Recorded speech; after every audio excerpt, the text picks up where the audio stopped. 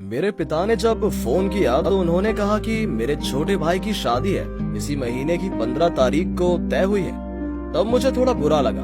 मैं बड़ा भाई हूँ, लेकिन मेरे माता पिता ने मेरे छोटे भाई की शादी तय कर दी है। फिर मैंने सोचा कि क्योंकि मैं देश से बाहर हूँ, इसलिए मेरे माता पिता ने मेरी शादी के बारे में नहीं सोचा।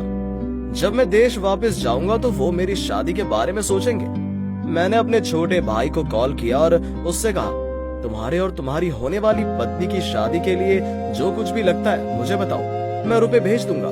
छोटे भाई की शादी में लड़की के गहने समेत मैंने 2 लाख रुपए भेज दिए, लेकिन छोटा भाई फिर भी बोला 50,000 रुपए और भेज दीजिए। उसकी होने वाली पत्नी को सर पर सोने के तिलक पहनना है, जो कि उसका बहुत बड़ा शौक है। तो मैंने 50,000 रुपए और भेज दिए। मैंने ध्यान दिया, जब भी मेरे घर से कोई मुझे फोन करता तो पहले ये नहीं पूछता कि मैं कैसा हूँ, ठीक हूँ कि नहीं, बल्कि वो हमेशा कहते हैं कि पैसे कब भेजूंगा, इसको ये चाहिए, उसको वो चाहिए। पहले तो बहुत बुरा लगता था, लेकिन फिर मुझे लगा कि मैं परिवार में सबसे बड़ा बच्चा हूँ। मेरे से नहीं मांगेंगे तो किससे बोलेंगे। मेरे परिवार के लोगों ने मुझे बहुत पैसे खर्च करके विदेश भेजा है, लेकिन अब अगर मैं अपने परिवार की जरूरत को पूरा नहीं करता हूँ तो ये अनुचित होगा। जब मेरे भाई बहन, माता और पिता ने जब भी कुछ चाहा तो मैंने उसे पूरा करने की पूरी कोशिश की।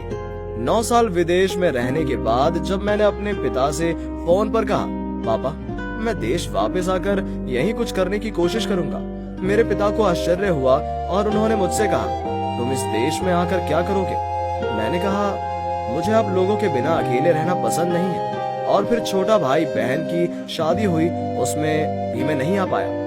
बहुत मन हो रहा है उन्हें देखने का। पिताजी ने फिर थोड़ा गुस्से में कहा, देखने का मन हो रहा हो तो फोन पर वीडियो कॉल करके देख लेना, फिर भी वापस आने की जरूरत नहीं है। इसके अलावा मैंने एक नया घर बनाना शुरू कर दिया है, अब तुम वापस आओगे तो कौन पैसे भेजेगा? अपने पिता से ऐसी बातें सुनकर मुझे इस समय इंसान नहीं बल्कि पैसा कमाने की मशीन की तरह महसूस हुआ। लोगों का ये कहना सही है कि प्रवासियों को उनके परिवार के सदस्यों पैसे कमाने की मशीन के अलावा और कुछ नहीं सोचते। कुछ महीने बाद मैं बिना किसी को बताए देश वापस आ गया। मुझे लगता है कि यहाँ आकर मैं जितना खुश हूँ, उससे कहीं ज्यादा मेरा परिवार दुखी है। 9 साल बाद मैं देश वापस आया हूँ, जहाँ मेरे पिता को मुझे गले लगाना चाहिए। मेरे पिता मुझसे दूर बैठे हैं। छोटी बहन गुस्से में है कि मैं उसके पति के लिए रोलेक्स घड़ी क्यों नहीं लाया। मैंने उससे कहा, मैं जो घड़ी लाया हूँ वो भी बहुत अच्छी है। छोटी बहन ने गुस्से में घड़ी गिरा दी और बोली, मेरे पति को इस घड़ी की जरूरत नहीं है, तुम्हारी अच्छी घड़ी तुम अपने हाथ में लेकर बैठो। छोटी बहन घड़ी के लिए मुझसे नाराज है, जबकि मैंने छोटी बहन की सभी इच्छाओं को पूरा किया है। छोटा भाई गुस्से में है कि मैंने उसकी पत्नी के लिए आईफोन क्यों नहीं लिया। जब मैंने अपने छोटे भाई से कहा, भाई एक आईफोन की कीमत मेरी सैलरी से ज्यादा है, इसके अलावा मैंने तुम्हें पहले ही एक आईफोन दिया है। छोटे भाई ने गुस्से में कहा, क्या मैंने तुमसे अपनी पत्नी के लिए कहा था जो तुम नहीं दे सकते?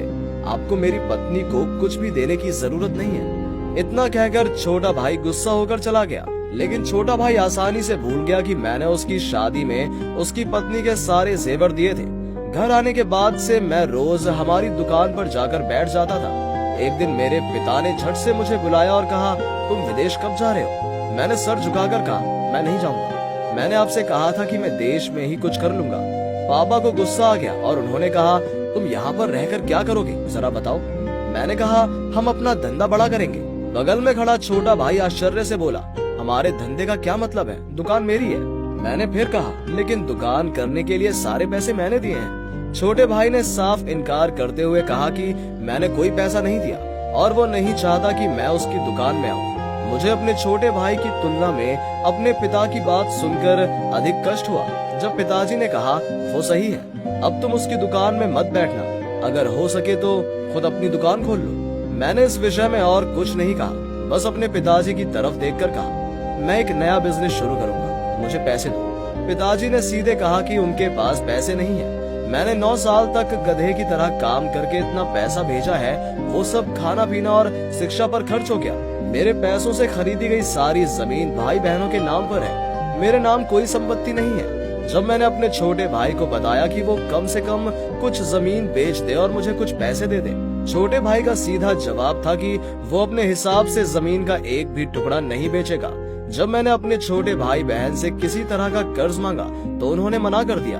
जब मैंने अपने जन्म पिता और अपने ही खून के भाइयों और बहनों से ऐसा व्यवहार देखा तो मैं अपने आप को रोक नहीं सका, लेकिन मेरे अंदर लगातार जख्म थे।